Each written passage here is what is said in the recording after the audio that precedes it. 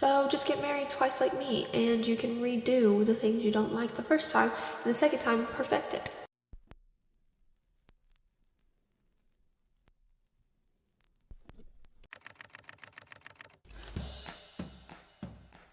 My name is Gracie, and I'm a bit of a procrastinator.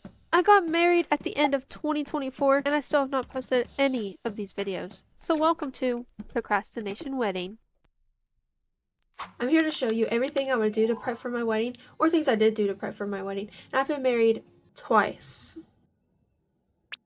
But I did have a small wedding and a reception a year later. The timeline's all mixed up. If you want to watch the timeline, watch this video. So I basically had a second chance and got to redo the things I didn't like the first time the second time. First, let's talk about our body. When it comes to movement in the body, this is really important to a lot of girls. I did not do this. I barely moved my body. I barely worked out before my wedding. What I really did instead was focus on the foods that I was eating and the things that I was drinking. I focused a lot on anti-inflammatory foods and foods that would not bloat me, if that makes sense. Especially the week before, because I had a really tight-fitting dress and I did not want to look bloated on my wedding day. So I really leaned in and focused on those type of foods. My reception, and I got married in December, so I was taking lots of supplements, I was taking ginger shots, all these things to make sure I was not getting sick. Speaking of the body, we're going to exfoliate. So you want to prep your skin so you look glowy, smooth, and feel amazing. Take a dry brush and you're going to dry brush your skin going towards your heart. Then when you're in the shower, take an exfoliating glove as well as a sugar scrub and exfoliate your legs, your whole body if you want to, but I mainly focus on my legs. I shaved head to toe, girl. When you get out of the shower, lotion and a body oil so you're the smoothest you'll ever be. When it comes to tanning your body, oh my gosh, the stories I have to tell. I do suggest if you want to tan for your wedding, do so. I got married and had my reception in December, so you know, I was a little pale. The first time around, this is probably my biggest regret when I got married, was my self-tanner. I literally did not like this decision because it washed off my hands really bad and I looked like a monkey. Like my hands were white and my arm was like darker. I did not like that. I washed my hands way too much to do self-tanner. The reception rolls around a year later. I tested out some spray tans a few weeks before. That was an experience to be had. I have never experienced anything like that in my whole life. I hate when wind blows in my face. Can you imagine myself, whenever that first spray tan hit my face and it was just like, and then they dry you off with this like warm air. I was like, oh my gosh, I can't even believe this, that people do this. I just rinsed off out of the shower and this is what our tan looks like. So yeah, this one, it's very uneven, y'all. Oh, yes. Turned out pretty good. It was pretty easy. I will say you do have to hold your breath. I feel like I look pretty even. I don't think I would go any darker. I did medium with like the purple undertones and you did light. So I think it turned out good. And after a day or two, I just don't like the way it looked. So I decided to not do it. So I did not wear any tanner or anything like that to my reception. If you're going to tan, the things I suggest you do is either have a really good tanning routine, pay someone to spray tan, or do several sessions of a tanning bed. It could just be a disaster. Do not test out tanner the day before your wedding. If you've never done it before, please don't. Please test out these things. The key word here is test. Test, test, test. Next is our beautiful face, okay? There's two big things here. The first one is shaving our face. The Twinkle razors are the best. They're in my Amazon storefront. It doesn't even say Twinkle because I've used it so much. The Twinkle razors are my favorite. The day before the wedding, shave your face. Your makeup will look so smooth. You will have no peach fuzz.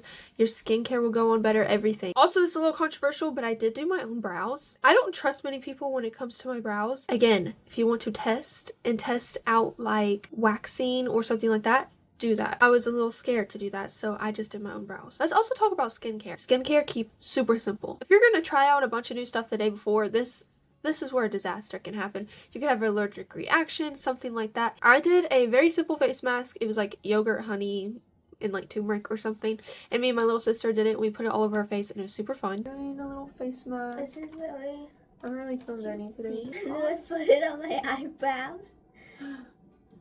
It's on my eyelash. Oh wow, it looks glamorous. How long do we have to keep these on? this is on my eyelash. My eyelashes are not yet moisturized.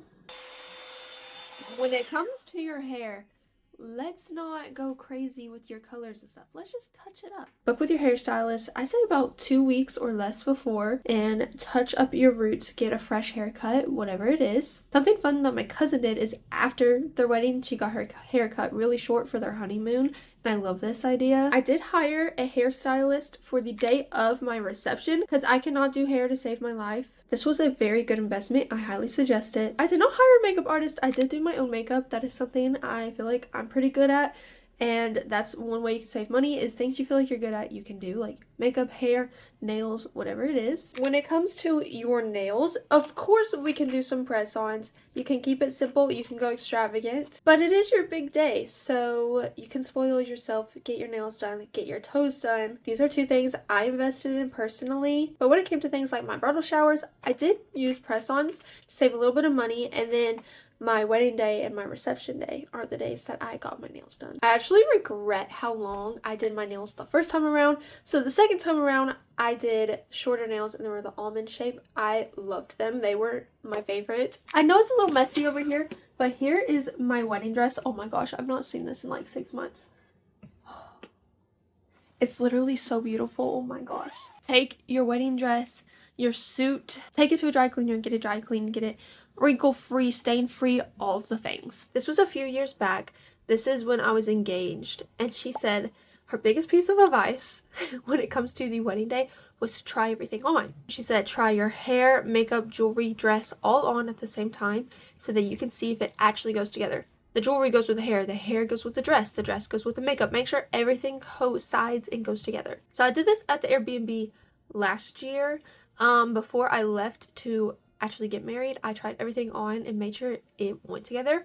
And this tip actually saved me because the jewelry that I had bought, I did not like with the dress at all. So we had to switch out my jewelry. So this tip is a lifesaver. Also, do not be ashamed of reusing the same things. I reused my same shoes for my engagement photos that I used for my wedding day. Everyone asked me this question saying, are you gonna wear the same dress you wore that you got married in for your reception? I'm like, yes. That dress was expensive. My parents thankfully are amazing and they bought it for me, and I've had help from a lot of family with all these shenanigans that we've been going through the last however long. But yeah, I wore the same dress. It's a beautiful dress. I wanted to wear. I wanted to feel like a princess. Also, when prepping for your wedding, clean that wedding ring, darling. What you need to do is get like a little cup. I put a little bit of dish soap, water, and alcohol. I take the ring, put it in the cup, and you take a little brush and you just brush all around it. I just took an old makeup brush and cleans it right up, and then put the ring, your rings and your husband's ring to the side.